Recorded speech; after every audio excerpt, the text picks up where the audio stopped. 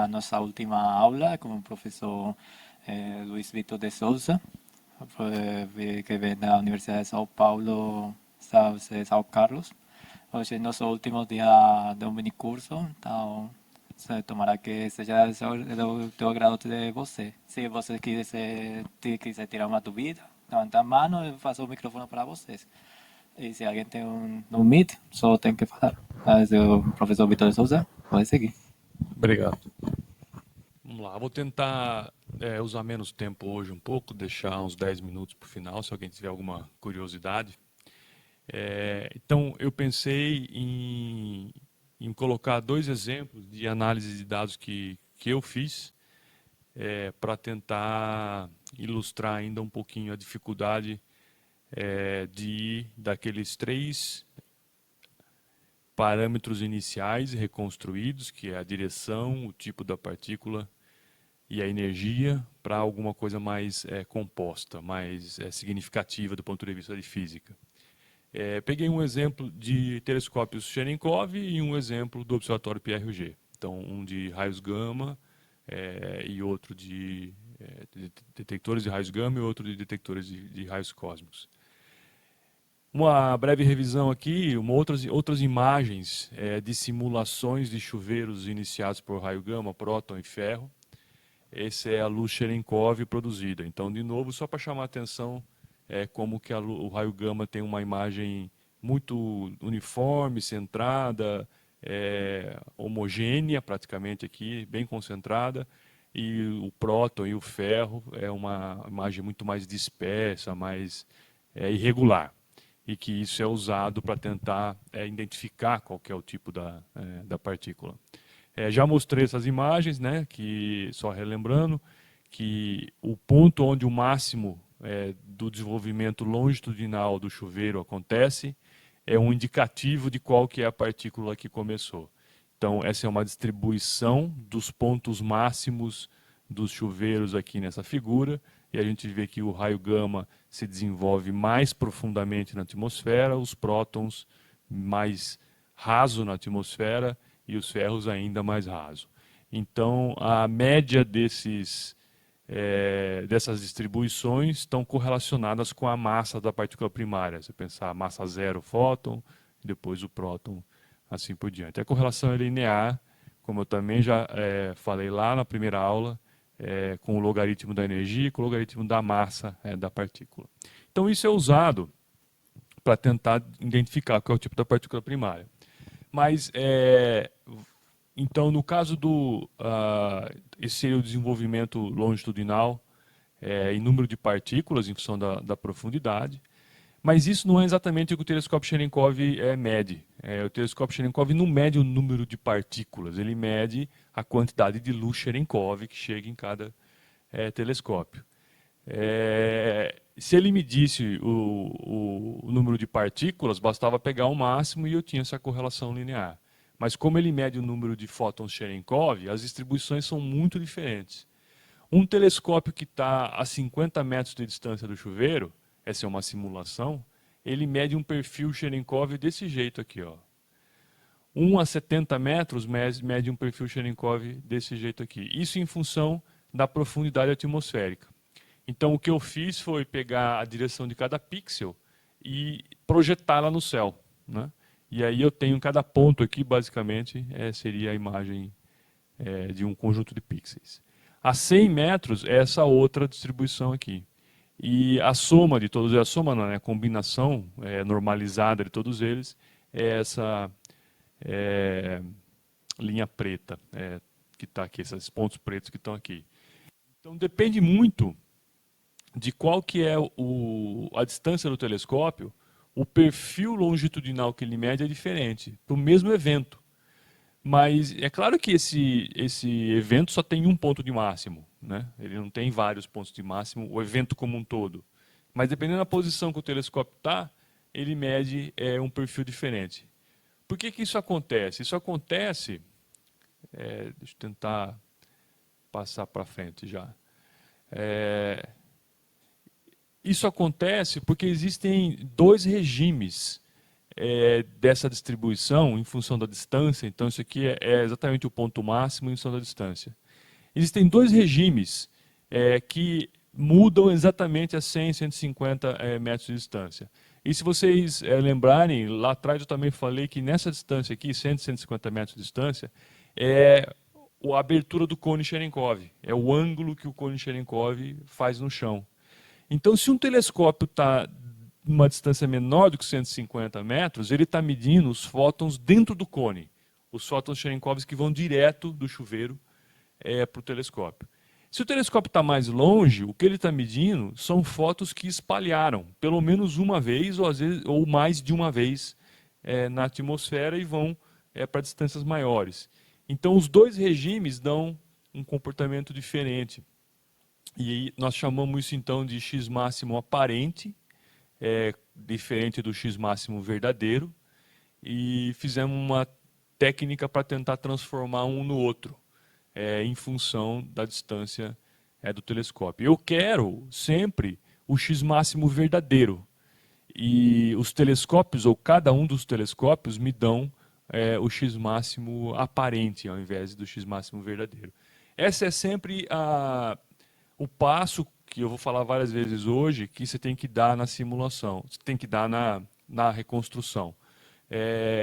Toda vez que você faz uma medida, você tem um valor estimado, você tem um valor aparente, que é enviesado, que é distorcido pelas propriedades do seu detector, que é distorcido pelas propriedades estatísticas do seu evento.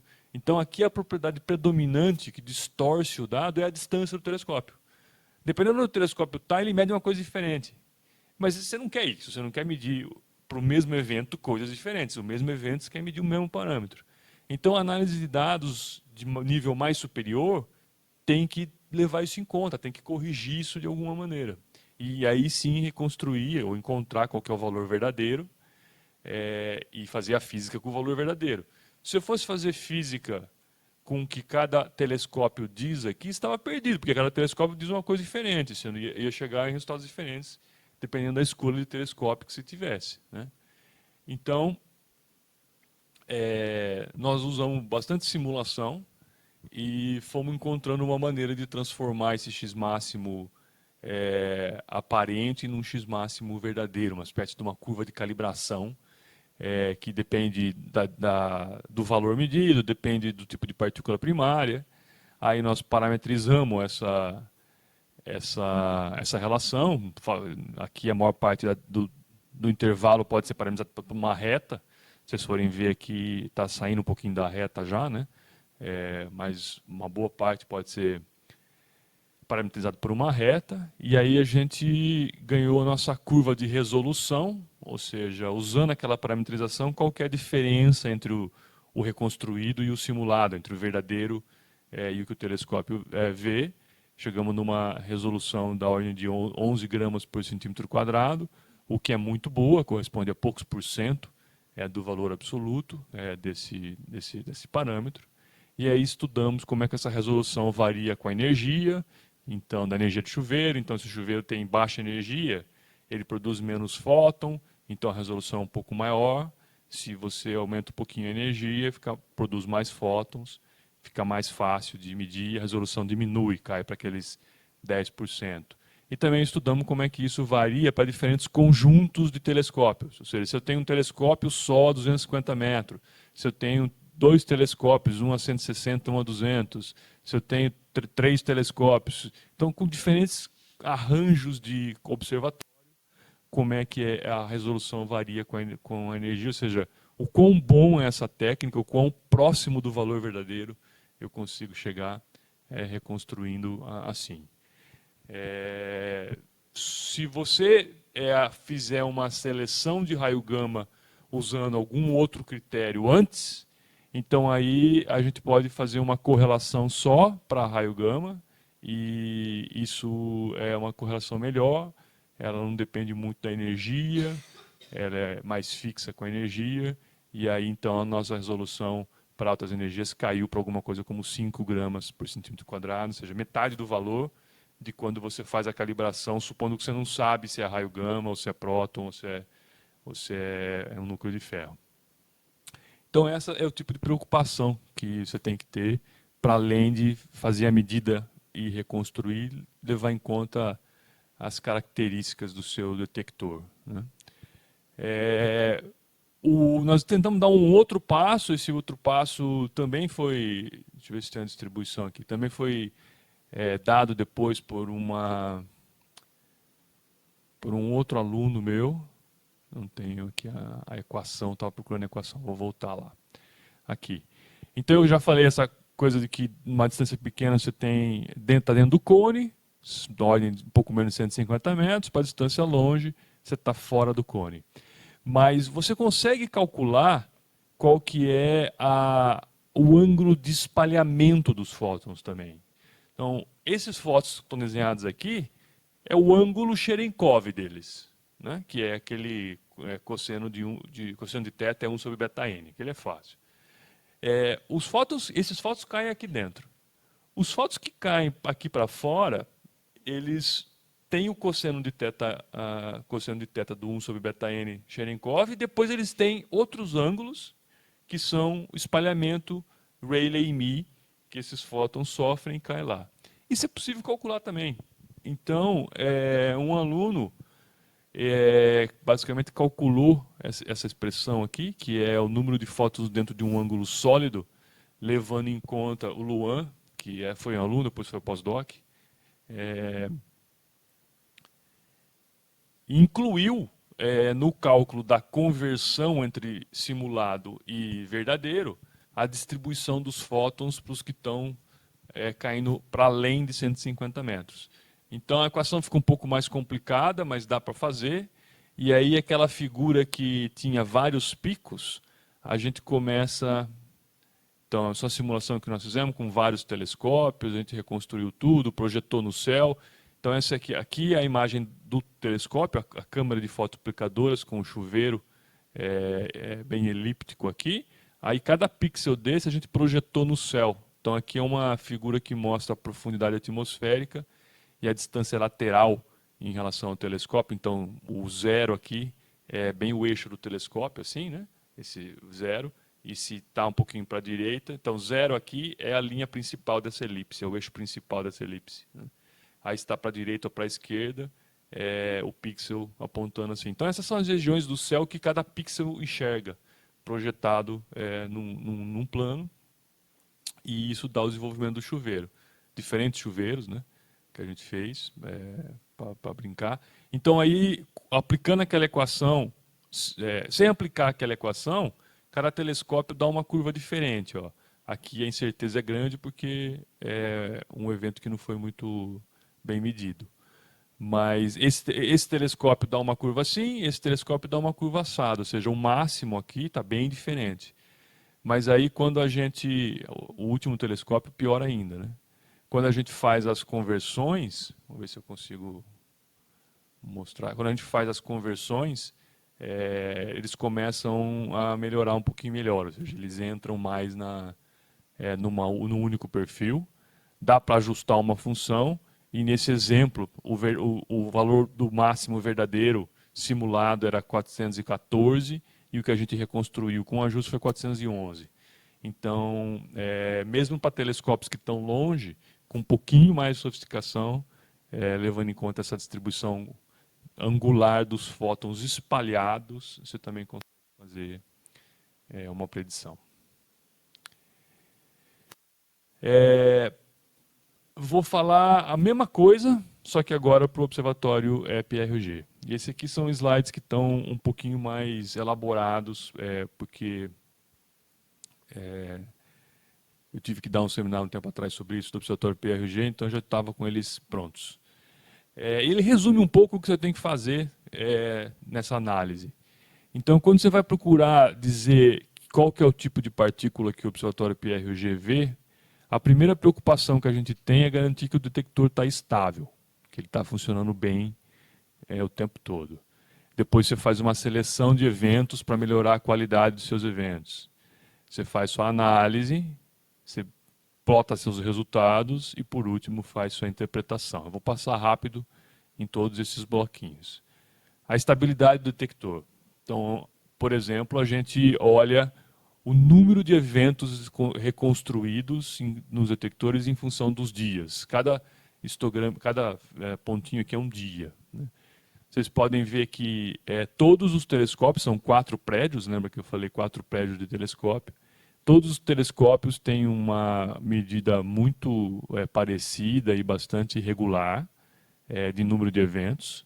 Então não existe uma diferença muito grande entre os diferentes telescópios, todos eles estão funcionando razoavelmente bem. Tem períodos de interrupção, deu algum defeito aqui no telescópio, nem sei que ano que foi isso, 2009 ainda, não sei por que parou, mas parou todos de funcionar. E vocês podem ver que também tem uma modulação que é sazonal, né? Tem uma modulação que tem a ver com a estação do ano, na verdade, em todos eles. Ou seja, como a atmosfera faz parte do detector, se você muda a atmosfera, ele tem uma eficiência um pouquinho diferente. Mas todos eles são iguais, eles apresentam as mesmas características, ou seja, todos eles funcionam razoavelmente bem.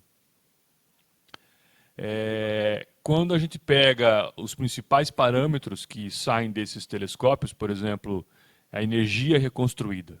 Se você, ao invés de usar os 4 telescópios juntos, usar só um deles, qual que é a energia que você vai reconstruir? Só o outro, só o outro, só o outro. Cada ponto com barra de erro aqui é a energia reconstruída por um telescópio diferente. Essas siglas aqui, CO, LA, LM, LL, são os nomes dos telescópios. Nomes que são os lugares, na verdade, na cidade. Coyecos, Loma Marrilla, Los Leones e esqueci esse aqui. Depois, se você faz a mesma reconstrução usando, além dos 4 telescópios, os detectores de superfície, Surface Detector, você tem uma resolução melhor. Então, dentro das incertezas, todo mundo concorda. Dentro dessa linha rachurada amarela, todos eles estão em pelo menos 1 sigma, esse aqui está um pouquinho para frente, mas é um pouquinho mais de 1 sigma de concordância, o que ainda está bom. O outro parâmetro, que é a profundidade do máximo, se você reconstrói com cada telescópio, também tem uma concordância. Esse aqui, um pouquinho mais também de 1 sigma, 1,2 talvez sigma, mas ainda é concordante estatisticamente. Então você garante que todos os telescópios estão funcionando razoavelmente bem. Depois você faz uma seleção de cortes. E aqui tem 2 tipos de seleção de eventos.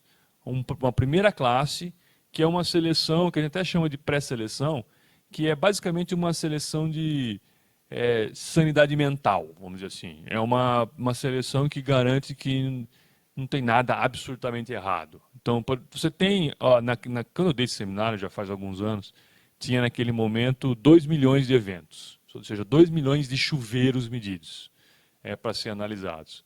Aí você faz um corte de quando você sabe que o seu hardware está funcionando. Então, o seu hardware, suas fotoaplicadoras, a porta, o negócio que dispara o laser para verificar, tem uma eficiência que de vez em quando ele está funcionando, de vez em quando ele não está funcionando. Quando não está funcionando, você joga fora o dado. Quando você faz isso, você já perde 25% dos dados. 25% dos dados vai embora que o hardware não está funcionando. Depois, quando a atmosfera está muito suja, quando acontece alguma coisa, é raro, porque a atmosfera lá é muito limpa, mas acontece. Tem uma queimada em algum lugar, coisa do tipo, você joga fora mais 20% dos eventos. Quando tem nuvens, né, cloud, também joga fora eventos. E esses 2 aqui, esse Hybrid Geometry and Profile Reconstruction, são os 2 ajustes que eu falei um monte ontem. Esse é o ajuste da geometria. Esses ajustes são falíveis. Tem hora que você manda para ajustar e o ajuste não converge, não tem resultado. Não tem resultado, não tem o que fazer, você joga fora o evento. Isso tanto quando você ajusta a geometria, quando você vai ajustar aquele perfil dos fótons em função da profundidade. Joga fora. E depois também tem um corte em energia, você só analisa eventos de mais alta energia, porque você não tem número de fótons suficiente para analisar os de baixa energia. Então, só isso já te joga para quase 25% só dos eventos. Depois, tem uma outra classe de cortes que a gente chama de qualidade ou fiducial. Fiducial é uma palavra que não é muito usada em português, mas não sei se vocês sabem o significado de fiducial. Quer dizer que dá confiança. Fiducial a gente usa, como é que é quando vai fazer aluguel? Como é que chama? Hã? Fiduciário, acho que tem alguma coisa fiduciária quando você aluga, você assina um contrato de aluguel, uma coisa assim. Em português a gente usa só em termos mais legais. Mas quer dizer aquilo que dá confiança. Então você faz um corte de qualidade e confiança. Esse p-hybrid não vou explicar porque é complicado. Você exige que o ponto de máximo esteja dentro do campo de visão. Então, o chuveiro se desenvolve, pode ser que aquele ponto do máximo está fora do campo de visão do seu telescópio. Você joga fora se estiver para fora de visão. E outros cortes mais, que vão te reduzindo o número de eventos mais ainda. Esse do campo de visão fiduciário é interessante, porque ilustra bem o que eu quero dizer, essa coisa do viés. Então, você imagina um telescópio, lembra que esse telescópio está parado, e ele tem um campo de visão de 30 graus. Você quer medir esses 3 eventos. Esses 3 eventos que estão aqui, esses 3 eventos que estão aqui, são exatamente os mesmos. Tá? Se esses 3 eventos caíram aqui, perto do telescópio, esse que está vermelho vai ter o máximo dele fora do campo de visão. Então você não vai levar ele em conta. Esses 3 eventos, se ele cair um pouquinho mais longe, os 3 vão estar dentro do campo de visão com o máximo no campo de visão, você vai considerar esses 3 eventos. Mas isso não depende dos 3 eventos. Depende só do fato de que o campo de visão do seu telescópio é um ângulo. Então ele vai abrindo com a distância. Quanto mais longe você está, maior é o volume dessa atmosfera que o telescópio cobre. Só que isso não pode influenciar o seu resultado. Você não pode... Se a natureza está te mandando esses 3 eventos, você tem que medir esses 3 eventos, dependendo de onde eles caem. Se eles caem perto, se eles caem longe. Então você tem que levar isso em conta na sua análise. Não só se ele estiver caindo perto ou longe, mas se ele estiver mais ou menos inclinado, se eles chegarem na Terra mais rasante na atmosfera, ou se eles chegarem na Terra assim, também interfere em como eles vão ser medidos. E você não quer que seu resultado dependa desse tipo de coisa, porque o que você quer dizer é o que está saindo lá da fonte astrofísica. Se está saindo próton, está saindo ferro. A fonte astrofísica não sabe qual que é a direção dela dentro da Terra, não sabe onde você pôs seu telescópio. As partículas estão sendo emitidas no universo de algum jeito. E o seu resultado tem que reproduzir o que a fonte está emitindo, independente da orientação do seu telescópio. Então você tem que corrigir todas as distribuições que você mede em função desses defeitos ou características do seu telescópio. Esse é um exemplo. Se eu simulo uma distribuição verdadeira de profundidades dada por essa linha preta, no telescópio do observatório PRG, ele vai medir essa vermelha. Ele não vai medir a preta. Ele vai jogar fora esse pedacinho aqui, ó. Por causa desse monte de corte de seleção, dessas características de campo de visão, quando se aplicar tudo isso, ele não consegue ver, ou seja, vai jogar fora esses eventos que estão aqui. Bom, se eu vou usar a média dessa distribuição para fazer física depois, porque a média dessa distribuição que me diz se eu vejo mais próton, se eu vejo mais ferro, se eu vejo raio gama, que diabo que é que eu vejo, a média muda. Quando eu jogo fora esse pedaço aqui, nesse caso, por exemplo, a média mudou de 798 para 805. É uma mudança relativamente pequena, mas que você tem que pensar se influencia no seu resultado de astrofísica ou não. Então, por exemplo, a gente inventou no Observatório PRG um jeito de fazer isso. Um jeito bem sofisticado, bem curioso, assim, que mostra inventividades para análise de dados. Nós amostramos o nosso espaço fiducial, usando os próprios dados.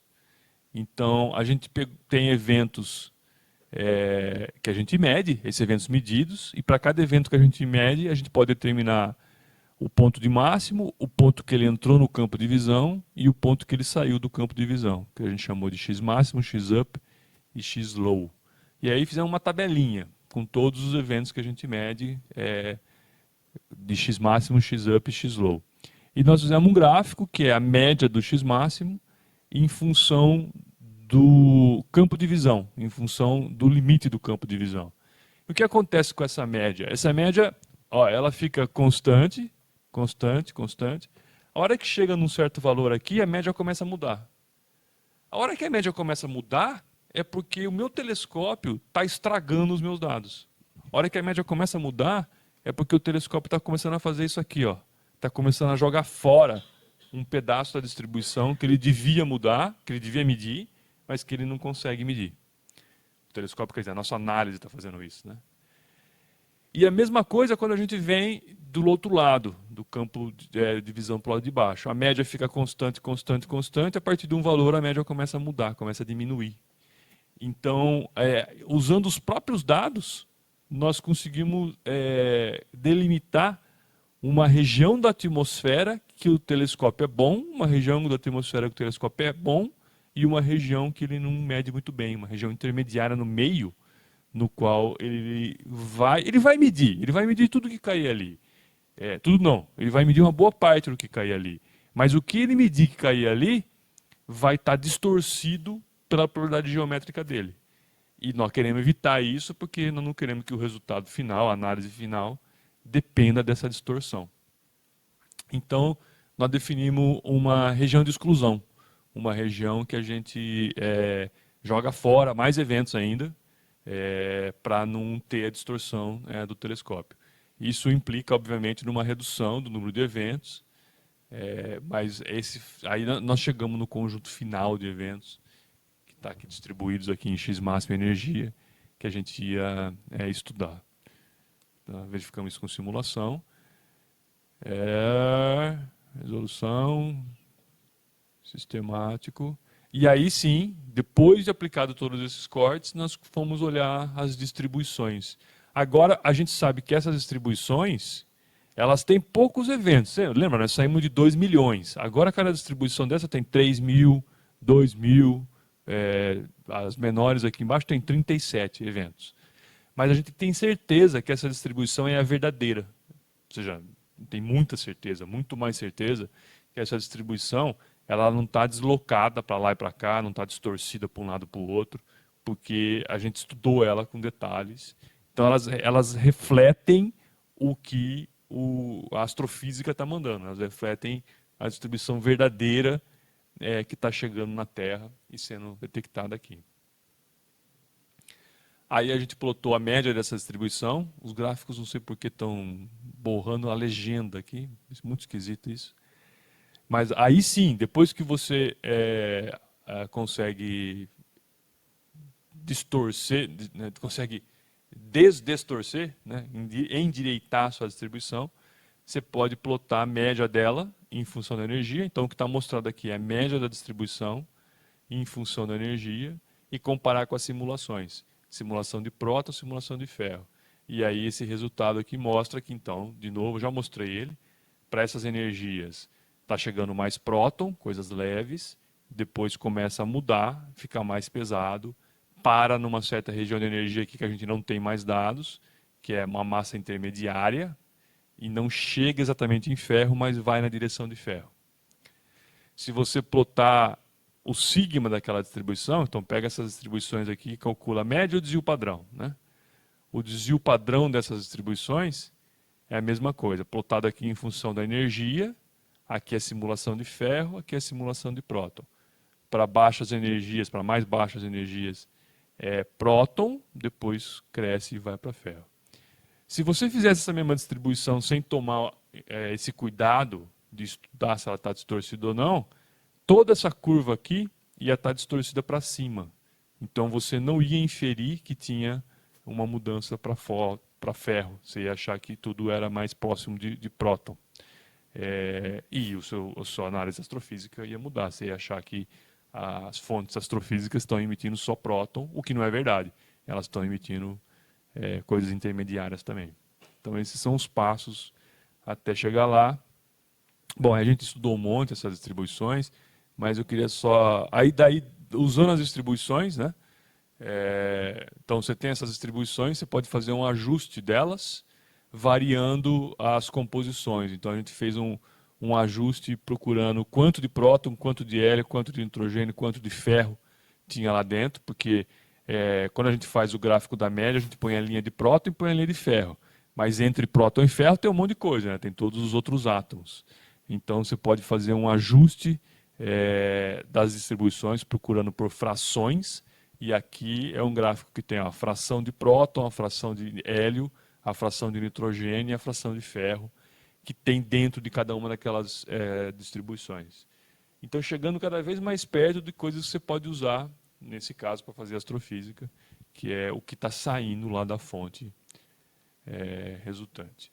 E isso é uma coisa tão importante que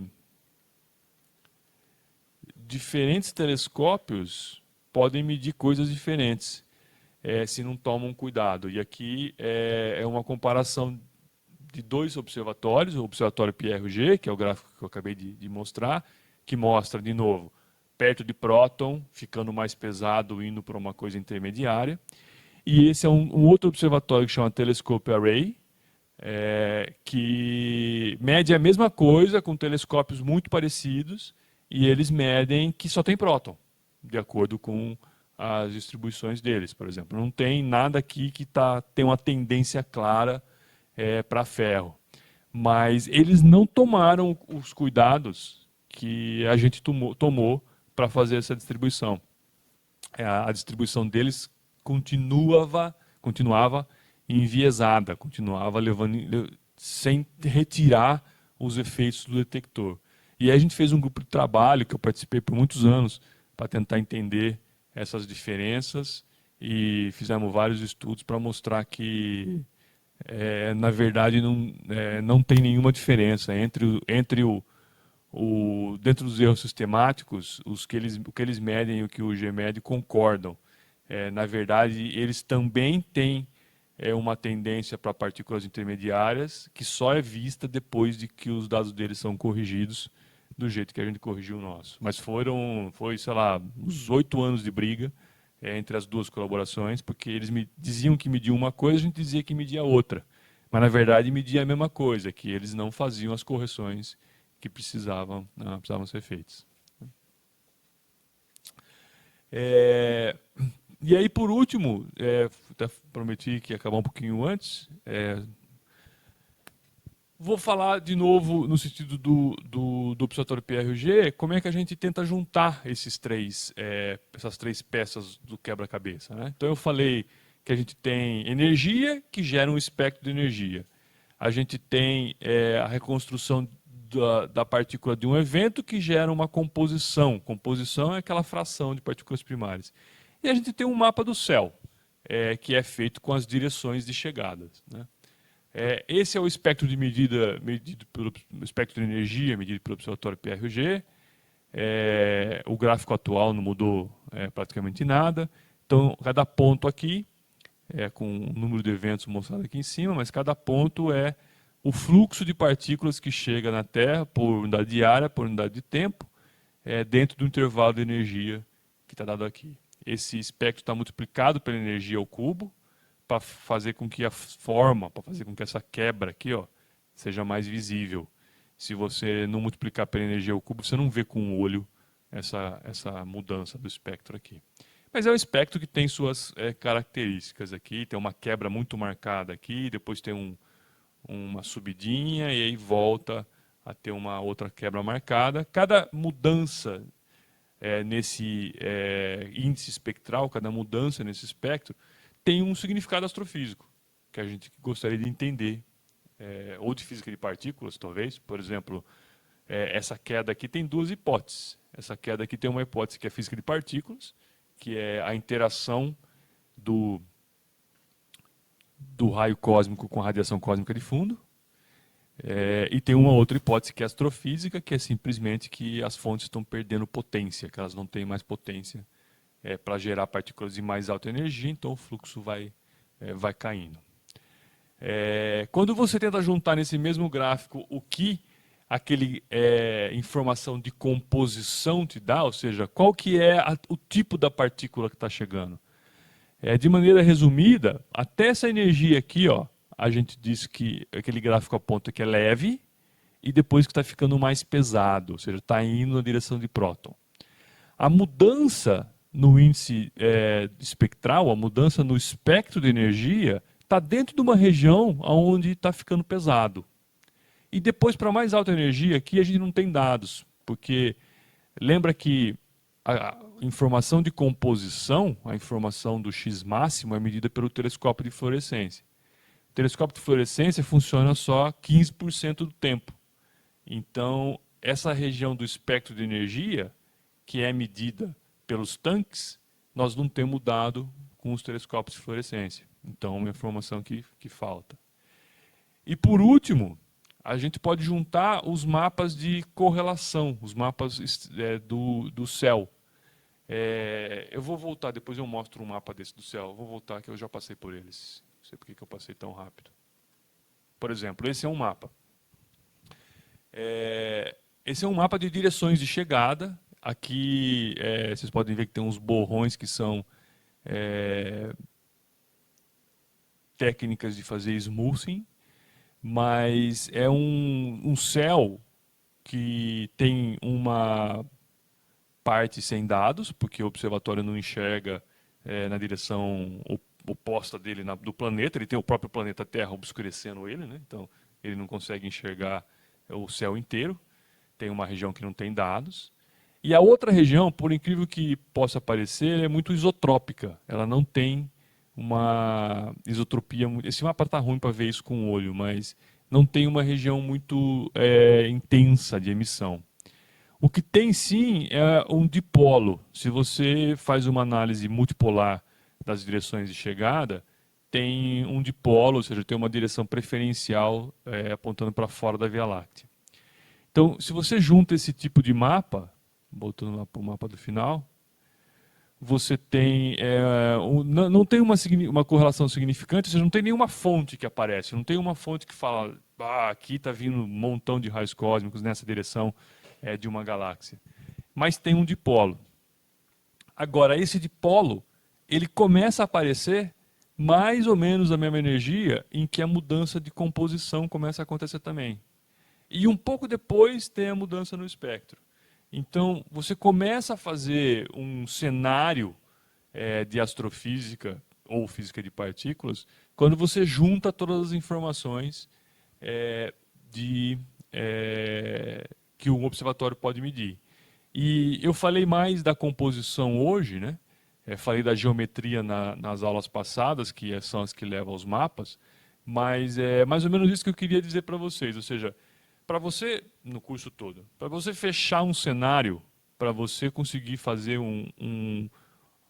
propor a solução de um modelo astrofísico, propor a solução de um quebra-cabeça, você precisa, em geral, de várias informações, pelo menos de um observatório, e mais de um observatório.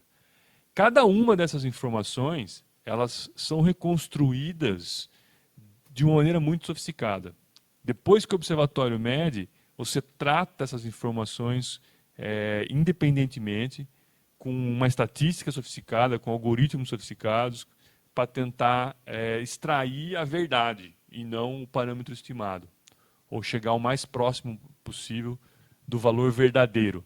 E só depois que você consegue, para cada um desses parâmetros, extrair o valor verdadeiro, você consegue tentar combinar eles e traçar um modelo. Esse quebra-cabeça aqui não está resolvido ainda.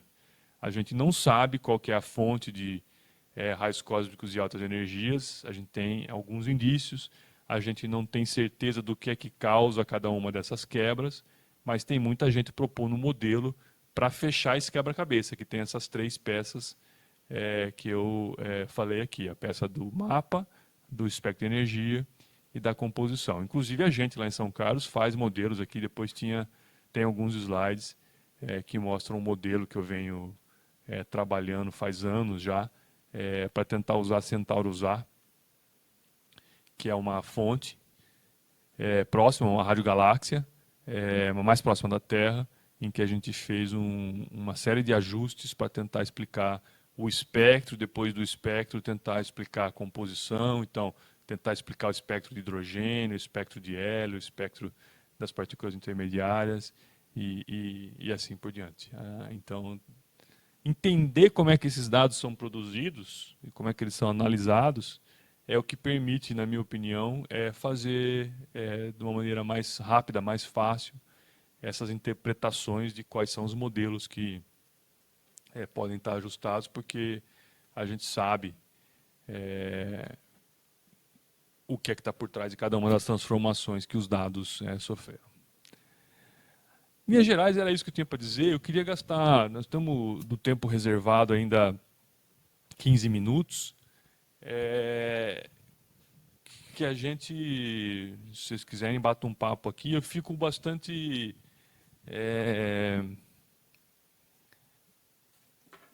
assim, estou bastante tranquilo para a gente poder conversar sobre as experiências de análise de telescópios. De novo, falando com o Farinaldo, na outra vez que eu estive aqui, na outra semana que eu estava aqui, ele... Tem alguém online? Tem? Ele argumentou bastante da relação de distância que a maior parte de vocês tinha em relação ao funcionamento de observatórios e telescópios e tal. Isso é uma coisa que eu tenho alguma familiaridade. Se vocês puderem, se vocês quiserem perguntar, bater um papo, independente do que está nos slides, mas alguma curiosidade de como é que funciona, como é que fazer uma medida, como é que a coisa está funcionando nos atuais observatórios, a gente pode bater um papo sobre isso.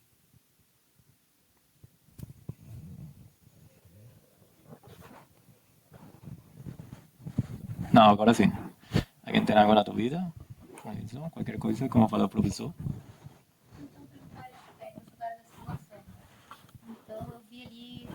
Eu vi nessas apresentações, tem vários programas que vocês usam, né, de simulação tradicionais. O Fluke apareceu hoje, né?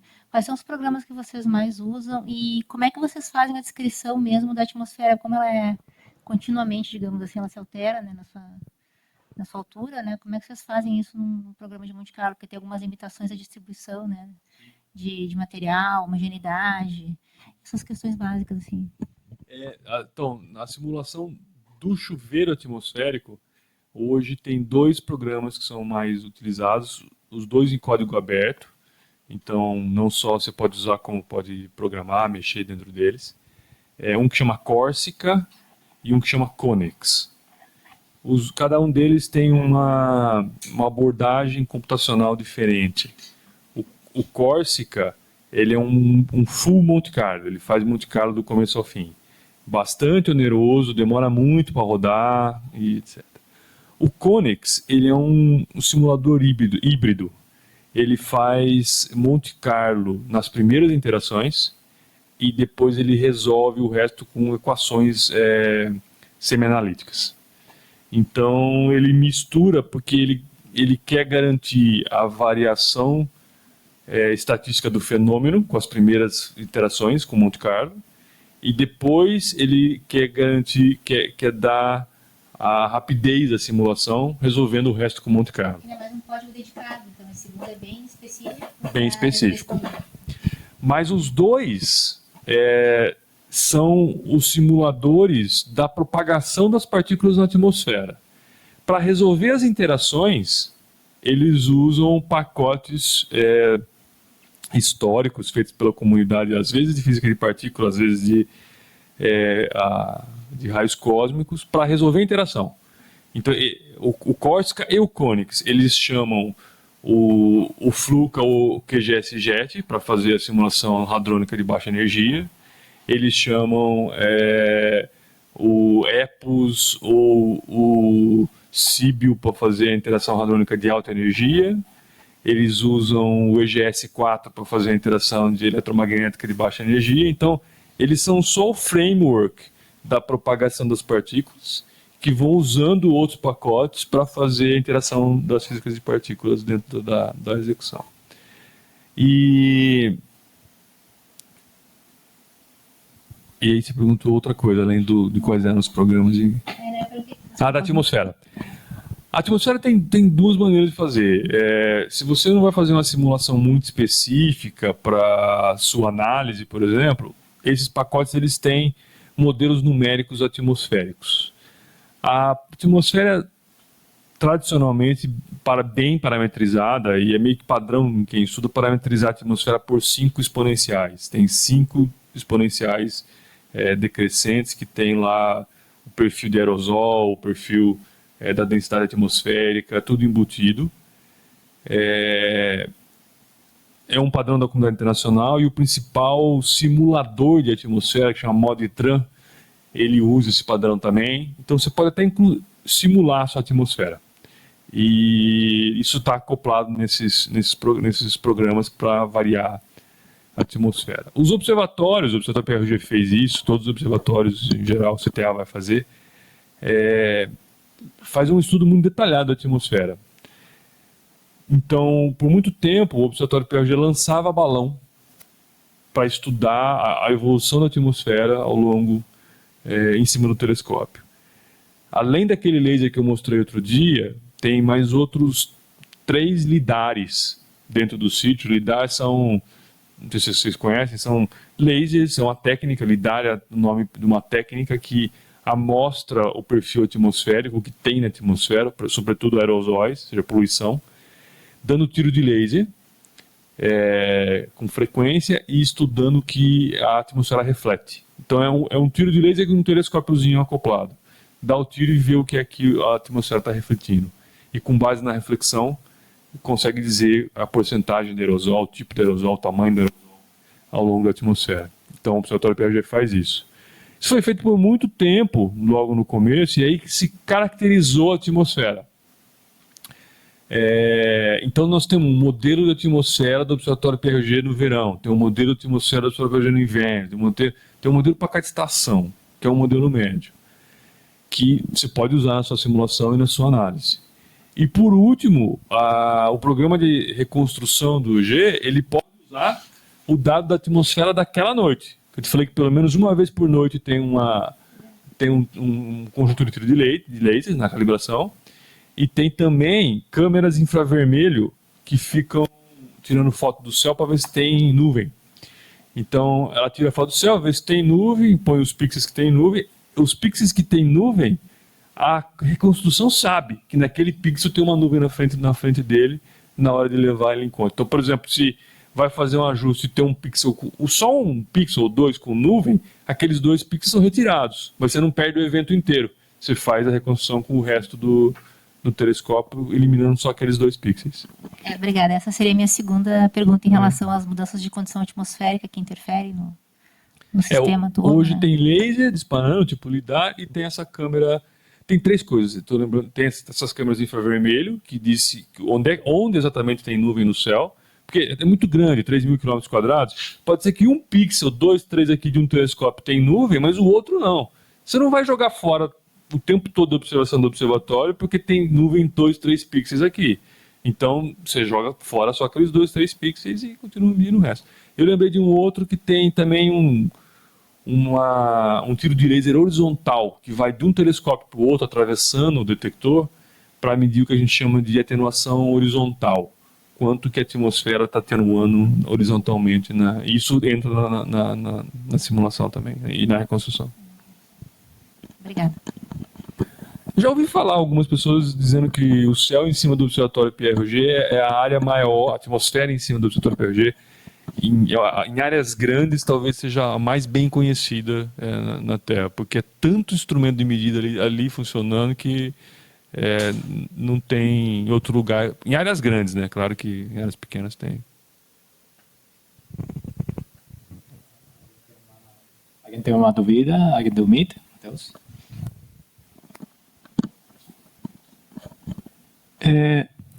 Eu tenho dúvida em relação aos dados em si, né, especificamente do CTA, porque geralmente os trabalhos que eu faço, eu pego os papers da colaboração extraio as datas dos gráficos e tudo mais e tento plotar os limites de modelos de matéria escura. Eu queria saber onde é que eu posso encontrar os dados em si, os dados crus ou os dados tratados já do CTA, além de só ver os gráficos e tirar do gráfico. Onde que eu posso encontrar esses dados para poder ter um tratamento estatístico melhor dos trabalhos que eu fizer para frente? Os dados... Então, aí os dados, os dados têm todos esses níveis de dados. Os dados, no caso do CTA, os dados brutos não vão ser disponíveis para ninguém, nem para colaboração científica.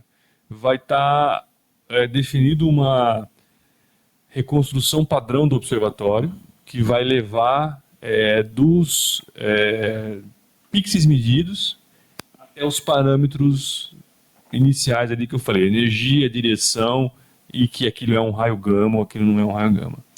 Esses dados, energia, talvez você pode ter acesso, se fizer parte da colaboração científica, né, e ter acesso. Aí esse consórcio científico que vai produzir os dados vai ter acesso a essa tabela de dados, vamos dizer assim.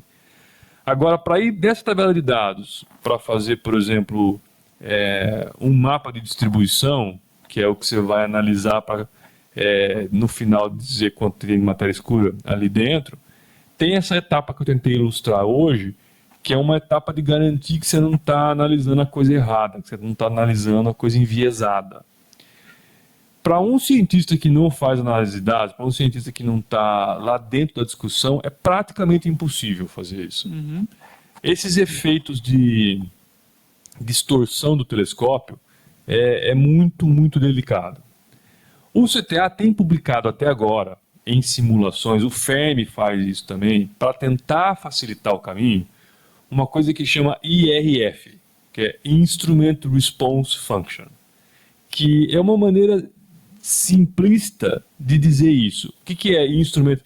É a função de resposta do meu instrumento. Como que o meu instrumento responde aos dados brutos? É como que o meu instrumento distorce os meus dados brutos, né?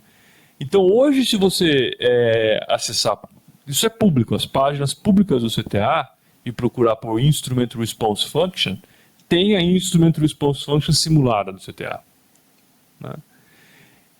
Então, suponha que você faça uma simulação de um evento astrofísico. Então, vamos pensar em coisa que seja mais familiar para vocês, talvez. Comece com uma distribuição de matéria escura em torno de um halo de uma galáxia. Está lá um perfil de distribuição da Frank White, da matéria escura, densidade de matéria escura em função da distância para um objeto, uma fonte qualquer.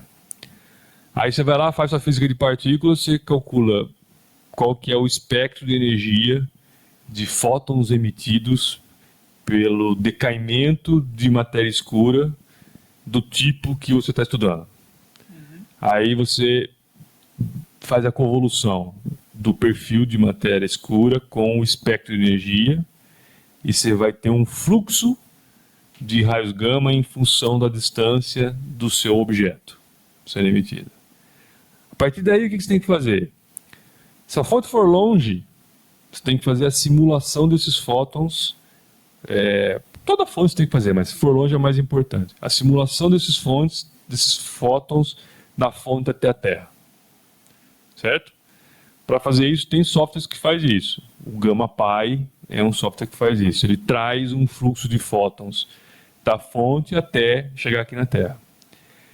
Quando chegar aqui na Terra, aí você vai ter que fazer isso que eu estava falando aqui. Você vai ter que aplicar o Instrument Response Function do CTA para ver o que o CTA vai medir daquilo que está chegando na Terra. Hoje, com a simulação, com as simulações do CTA, é isso que você pode fazer. Não tem dado disponível do CTA.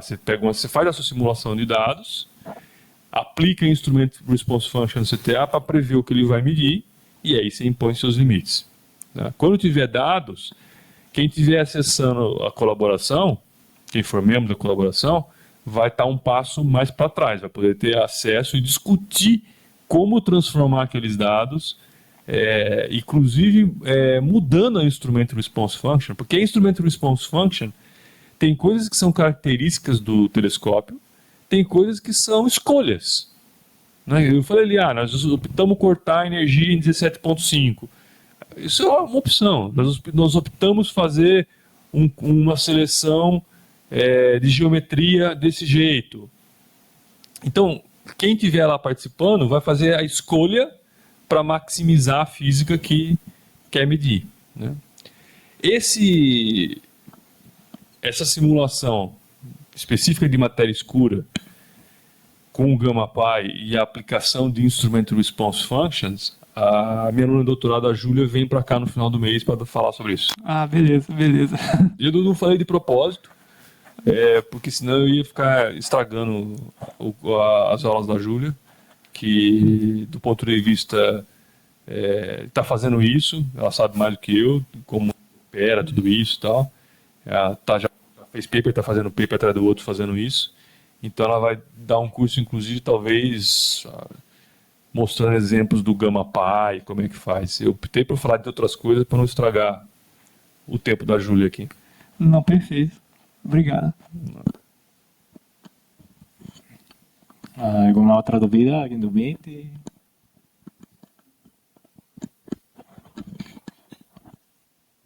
É mais uma curiosidade. Como que um país faz para fazer parte de uma colaboração multinacional como o CTA, por exemplo? O que ele tem que fazer? Tem vários requisitos que a gente tem que cumprir e normalmente é um processo longo, que demora, que custa caro, que tem o esforço de muita gente. Você tem que primeiro mostrar competência científica. Tem que começar a participar das reuniões de concepção. Isso nós começamos a fazer. Eu vou falar exatamente do CTA porque eu comecei desde o começo. Eu fui na primeira reunião do CTA em 2010. 2010. Né? Vocês estavam no pré-primário, talvez, ainda. Né? A maior parte de você provavelmente estava no pré-primário, em 2010. E aí lá, a gente começou a discutir a física, a mostrar que a gente podia colaborar com a física. Eu comecei a dar seminários mostrando que tinha gente no Brasil interessado. Comecei a mostrar que tinha indústrias que podiam contribuir com a construção do telescópio. Então aí você convence a comunidade internacional de que você tem alguma coisa para fazer, para contribuir. Aí eles começam, a colaboração em conjunto começa a te dar tarefas para você cumprir. No começo, por exemplo, eu aceitei participar de duas tarefas. Uma que era a elaboração de espelhos para o CTA e a outra que era a elaboração de estruturas metálicas para os telescópios. Trabalhei vários anos, usando recurso, treinando gente, doutorado, mestrado, nessas áreas. A ideia de contribuir com os espelhos não teve sucesso. A gente consegue fazer espelhos de posição de superfícies refletoras muito boas no Brasil, mas de tamanho pequeno. Quando você precisa fazer tamanho muito grande, a tecnologia é diferente, porque você começa a fazer superfícies que são irregulares quando você aumenta o tamanho e aí estraga fácil. Testamos, mandei espelho para o Chile, e depois de vários anos cheguei à conclusão de que não valia a pena fazer isso, que o Brasil não ia conseguir colaborar, né, com o nível necessário. Por outro lado, nós participamos de uma competição nas estruturas do telescópio tamanho médio. Foram feitos 2 protótipos, um aqui no Brasil, outro na França. Foram instalados nesse telescópio em Berlim, ficaram vários meses testando, e aí chegaram à conclusão que a nossa era melhor. Tem um relatório independente dizendo que a nossa estrutura é melhor. Então, a partir daí, você passa a ser o exclusivo dessa tarefa. A França deixou de oferecer a estrutura, do mesmo jeito que eu deixei de oferecer espelhos, e a Itália e o Japão estão oferecendo espelhos para o CTA hoje. A França deixou de oferecer estruturas, e a estrutura passou a ser responsabilidade nossa. Aí você acha uma empresa para fazer isso, contribuir e colaborar. Ao mesmo tempo, a colaboração científica no país vai aumentando. Mais gente eu logo no começo, fiz uma peregrinação pelo país inteiro, dando seminário, falando, o CTA é um negócio interessante, porque vai dar para fazer isso, porque vai dar para fazer aquilo, porque dá para fazer aquilo. No começo ninguém te escuta, no segundo seminário alguém começa a escutar, as pessoas começam a achar que é interessante, a ideia começa a crescer, mais gente começa a se juntar, né? Aí se forma um corpo de gente competente para fazer diferentes aspectos, as pessoas começam a ter sua independência dentro da colaboração.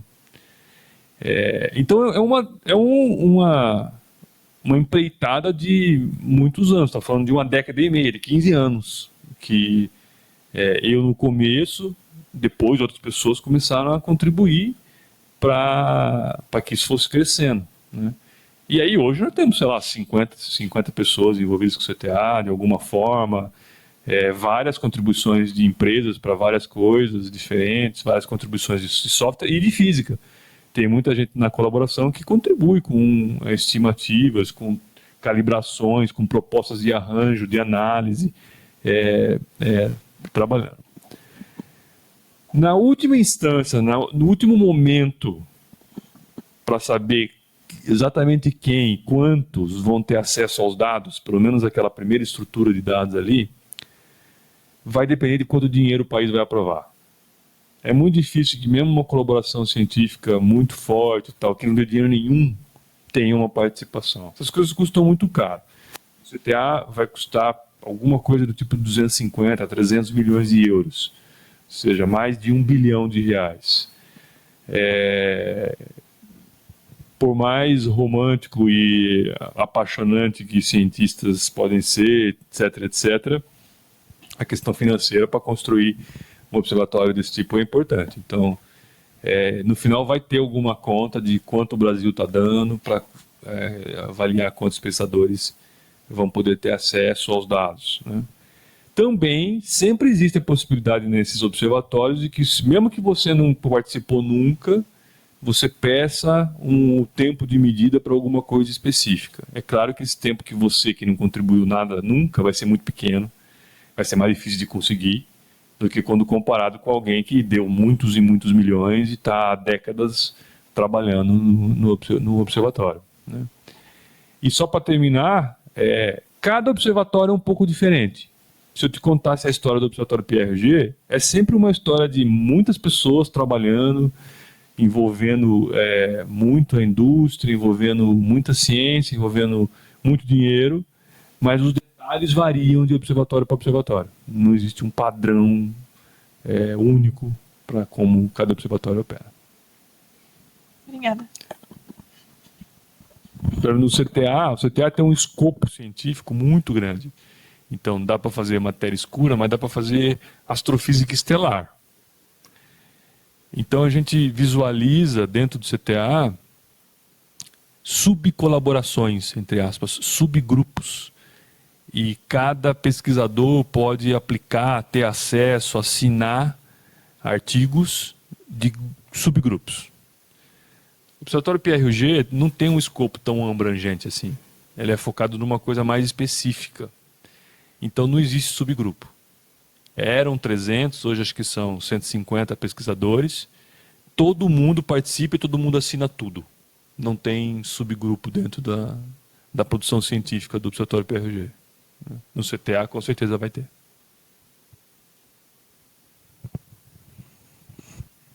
Alguma dúvida mais?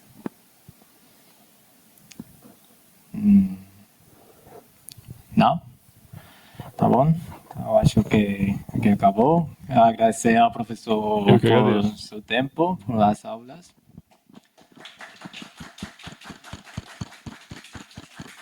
Agradecer também a todos que participaram nas aulas, seja presencial, online. Esperamos vocês para outras futuras aulas, também com o professor Luiz Souza, também com outras